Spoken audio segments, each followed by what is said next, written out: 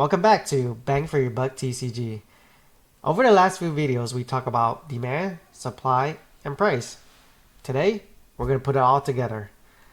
Now, one of the most common questions I get asked is, what should I buy? And honestly, there's no right answer to that because it really depends on your goals, your budget, and your risk tolerance. And because those things are different for everyone, there's really no one size fit all answer I could give you. So today, instead of telling you what to buy, I'm just going to show you how I'm thinking about the market right now. Hopefully, this gives you a better understanding on how I think through my process. Let's begin. Alright, so we'll be talking about Pokemon as an example. And I'm really hoping that before you guys spend any of your money to buy something, you actually take some time to do some research and understand the different product. So like I mentioned in my previous videos, we're going to look on the demand side of things. Pokemon, there's a lot of different sets. We got to understand which sets are considered S tier. That's going to drive the most demand. And we can start with the beginning. We know Ascended Heroes is high demand. You could say Phantasmal Flame as well. Distant Rival, probably. Prismatic for sure. We also have 151. As we scroll down, we have Fusion Strike for sure. Evolving Skies. And yeah, as you get lower and lower, there's definitely certain sets, team up that's gonna pop out more that is gonna be more in demand. So understanding the demand side of things is gonna answer the first part of the question. And then after you answer that, the next part of the question we're gonna ask is about supply. Supply, I mentioned before, I generally like to start looking for opportunities at the block that's rotating out. Today is August 2nd, so April of 2027, H block, which consists of Temporal Forces to Prismatic Evolution, is going to rotate out. This will actually be a good time to look into these sets because it's rotating out in about 8 months to see if there's any buying opportunities.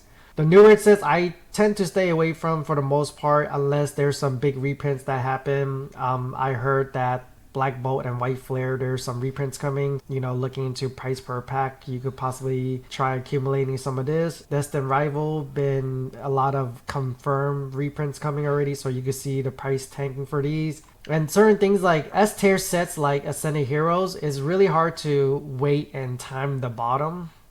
So I generally like to just buy a little bit every few months or so just to kind of get some exposure to, especially an S tier set like Ascended Heroes. Okay, going back, right now we have Prismatic, which is considered an S tier set that's rotating out in 8 months. So we're gonna take a look into the prices of some of these product SKU and see if there's any good entry point on there. And then from here, I'll probably look at maybe Surging Sparks just to see if there's any good price point, and then I'll kind of work my way backwards to check for opportunities. Okay, for Prismatic Evolution, we know that it's a specialty set. And for that, I generally like to look at Pokemon Center ETBs, their bundles, and also their regular ETBs. But because I also heard recently that there's been a big reprint of one of their product SKU, their SPC, we're going to take a look at this as well. We have 4 product SKU that we're going to look into for Prismatic. First one, Pokemon Center ETBs. Generally less riskier, but of course the price point is $421 right now. When I look at this, is this a great buy? I think it's an okay buy. Not too crazy about it just because, it's been going up so much, right? It started off around 200, 300 range and it's already at 421. Now, is it going to get to 800, 1,000 in a year or two? I think so, but if you're trying to aim for highest ROI, your return on investment, you generally want to buy some of the cheaper items. Prismatic bundles and regular ETBs are actually great options. And usually for a specialty set, I like ETBs and bundles a lot more. But you want to play a little safe, you could definitely allocate a small portion of this into their Prismatic Pokemon Center ETBs. Looking at the next SKU, we have the bundles. Bundles, we could see it kind of trended up to around $100 range. Dropped down to around $80 right now. It seems about 20% drop. I think you can't really go wrong with the bundles right now. Like, they printed a lot of this. That's why the price been kind of stagnant. It's obviously not as good as an entry as when you first got it from $60, but $85 today is still, to me, is still pretty good. The next product SKU I'm looking at is the regular ETBs. You can see a 1 year chart went up to around 215-ish, and now is kind of being stagnant around 165, which is great. It's accumulation phase right now, and 165 I feel like is a pretty good buy as well. So really, if I have to put some money into Prismatic right now, I'll kind of split it up between some ETBs and also some Prismatic bundles. But because I heard that the SPC just got a big reprint, and you could definitely see, price representing that, went from 350 down to 275. I think this is actually a pretty good buy as well. I don't know too much about this product SKU. I generally like to just stick to bundles and ETBs for a specialty set, but because this is considered a pretty good entry in my opinion, I wouldn't mind owning some of this as well. Not only is this an S tier set, but it's rotating out in the next 8 months. Generally, you're going to see the most gains within the 1 or 2 year mark after it rotates out. I will honestly say hands down Prismatic Evolutions right now. We could possibly take a look at Surging Sparks next, just to kind of look at some of the price point, just to see if there's any opportunities versus Prismatic. Let's take a look at that. Okay, so the next set we're going to kind of look into really quick is going to be Surging Sparks. Surging Sparks we know is the main set. It does contain booster boxes. So the 4 product SKU I like to narrow it down to is Pokemon Center ETB, 1 year chart, Surging Sparks, booster boxes, the bundles, and the regular ETBs. Now when I'm looking at this, most of it is kind of all-time high right now. I'll kind of leave this alone. I don't think it's a good opportunity to buy at these price point. Surging Sparks booster box went up to around 300. Bundles 65. ETB 120-ish. Wow, these ran up. We're looking at Surging Sparks not because I'm trying to say that this is a high demand set. Prismatic Evolution is definitely more in demand, and I'm really looking at this just to see if there's any opportunity in a price point, right? Because it really comes down to understanding the demand, supply, and then understanding and gauging your entry point, which comes down to the price. A good example of that will be Prismatic ETBs are at 165 earlier that I showed you.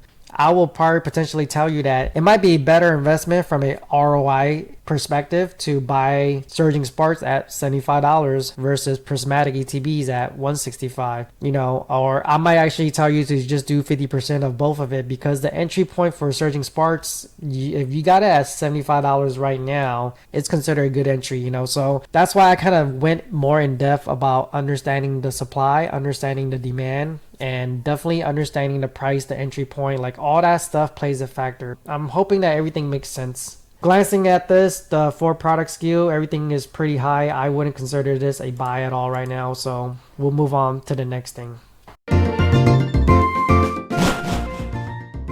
As we're putting everything together, I hope it's making sense for you guys as you're listening to this, hearing my thought process, the questions that I'm asking, why I'm thinking about supply, why I'm thinking about demand, and why it's, important to understand the price, the entry point, and things like that, right? Because everything's going to play a factor. If you're aiming for return on investment, you definitely want to get as best entry as possible. Now, if you're telling me, hey, I want it to be more safer, I don't like these riskier play because they're still in print, then I'll be like, okay, that's fine. You kind of look at some older sets then.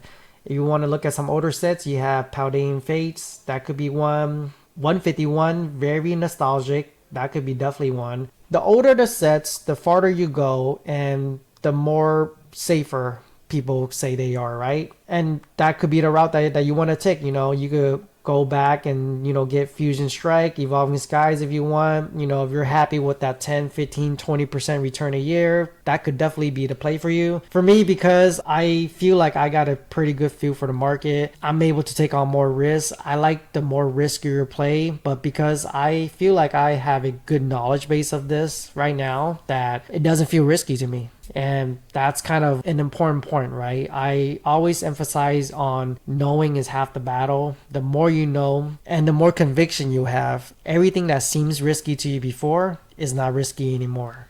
If you ask me, the risky thing is not being in Prismatic right now.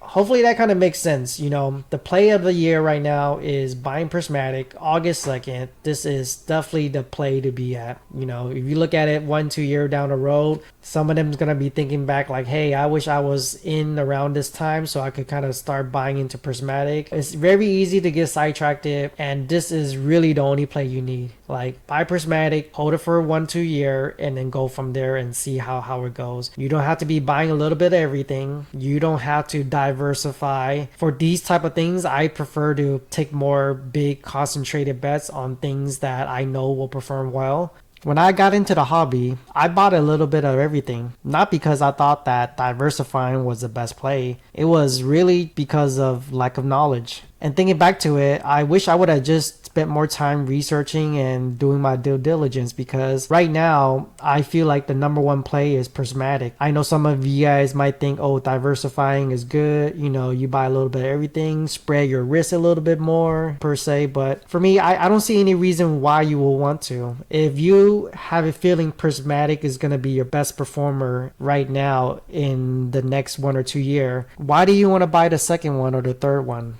Like, why not just stick to the best performing asset? Keep it nice, simple.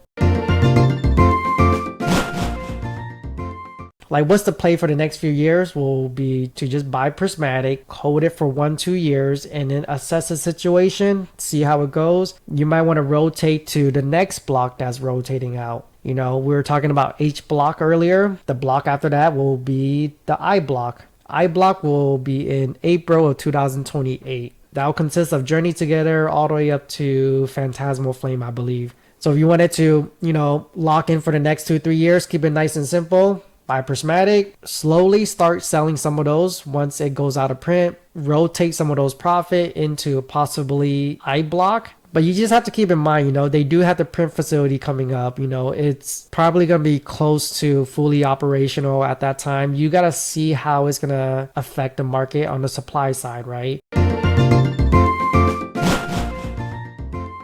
So overall for Pokemon, I try to stay between 50% sealed and 50% slabs. I find that that's a sweet spot that works for me. We're going to kind of take a different approach and talk about Riftbound really quick. The purpose of this part of the video is just to really explain that you could use the framework that you learn and apply it to a different TCG. Understanding demand, understanding supply, understanding where the price is to kind of gauge opportunities. All this stuff that you've learned recently, you could apply it to any TCG, I feel. You could do it to One Piece, Gundam, Dragon Ball, and Riftbound. For Riftbound, I want to kind of give some context on what this is. This is a new TCG that came out from Riot Gaming's. UVS is the printing company that kind of handles all the distribution part of it, and understanding the supply side is going to be important. You know, they stated multiple times that they're going to cater to the players because it's a brand new game. They're going to print to demand because they want cards to be affordable for new players to enjoy the hobby, and that's great. As a collector or investor, I have to understand this, because when I'm buying some of these products, I need to understand how the supply side is. It shouldn't be a surprise to me that they're going to continue printing Origins for the next 1 year, 2 years, maybe potentially all the way down to the last month when it's supposed to rotate out. We just got to see how it goes as far as what they're printing. They obviously had a second big reprint already. A third reprint is supposed to be coming in the next few months. Knowing all this and understanding how they kind of want to cater to the players, because it's a brand new game, and that's perfectly fine. I'm going to invest differently in Riftbound as I will invest in Pokemon. For Riftbound, I feel like what works for me right now is about 20% sealed and 80% in slabs. The 20% of sealed, majority of it is just in the Origin set. I have some that's in the more limited edition stuff, which is like the Worlds bundles, but majority of it is in the Origin set. This is the first set on Riftbound. If Riftbound is going to perform well in the future, the first set in general is going to perform well as well. My other 80% of my allocation is in graded cards, which is slabs. And for Riftbound, because I know that their gem mint is a lot higher than Pokemon, it's usually around 80-85% or higher, I like to buy raw cards and just grade it myself, because that's where you're going to make the most gains. Right now, I'm kind of keeping an eye out on how the reprints are coming, how it's getting handled. In the future, it might change. You know, I might pivot a lot of my graded cards into sealed instead, and that might be the play, you know. But for now, because of what I'm seeing and how the market is reacting to certain things, that's kind of where I'm at. So yeah, as far as putting it all together, that's kind of what my thought process is as regards to different TCG. And I'm hoping that you guys are understanding why I kind of emphasize on understanding supply, demand, pricing, why it's also important, because it really comes down to it depends on all those. Getting a entry at this price point will be considered a good investment at this time versus getting a different price point entry at another different point, right? Hopefully it's all kind of making sense, and I promise you, the more you think about it, the more you look at it, the more that it's going to become natural. It's going to be like when you're naturally driving. When you're driving, you don't think about it. You just go in a car and you're going to just naturally drive, especially to your destination, whether it's at work. All of this is going to come second nature to you the more you do it. But I'm hoping this framework is starting to make sense now, because that's really my main goal. Next time, we're going to talk about what I think is the hardest part in this hobby, and that's knowing when to sell. That's it for today, guys. Thanks for watching. I'll see you in the next one.